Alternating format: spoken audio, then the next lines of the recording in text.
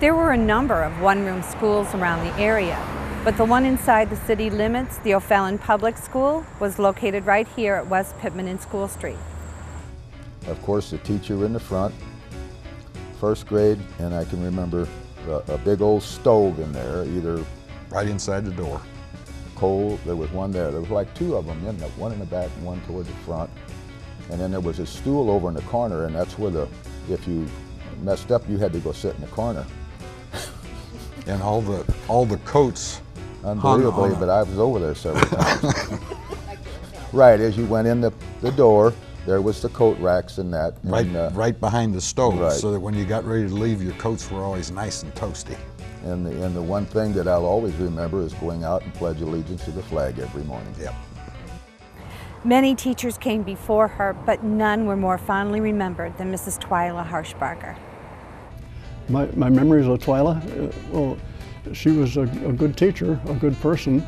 To me, she was on the strict side, but never abusive in any way. She didn't make any of us feel bad if we didn't have it coming.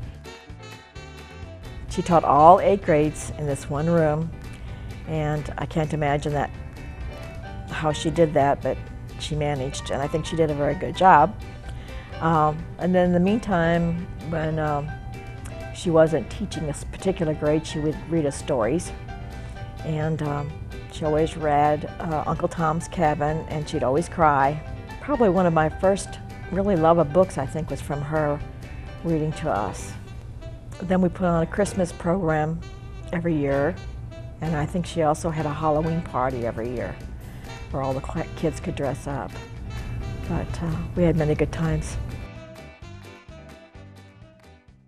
Kids were kids back then, too.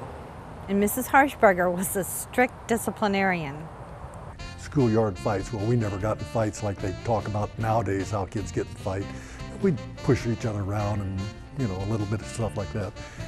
You know, Mrs. Harshbarger she would never, ever care who started the fight, who ended the fight, who won the fight.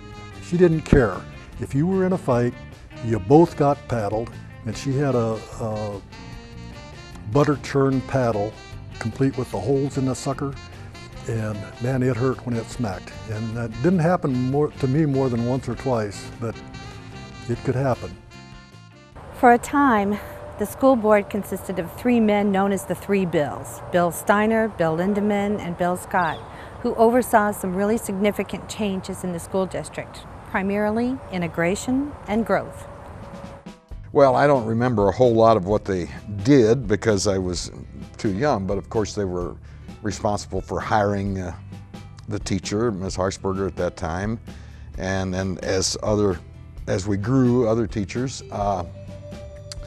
But yes, when they decided to build the new school on School Street, they tore the old school down. It took a year, and for that 2nd grade year, we went to the school down on Sondern Street, and the African American children, which we counted a while ago, we think there were 5 or 6, went to Franklin School in St. Charles.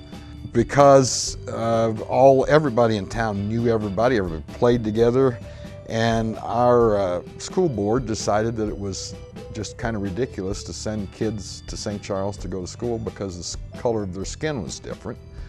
And so we all went to school together after that. Nothing was ever, it wasn't the kind of big deal that you remember seeing on TV, that kind of integration. It was just like, we're not going to do this anymore. Everybody's going to go to school together. And in my dad's later years, that was one of the things that he was very proud about doing.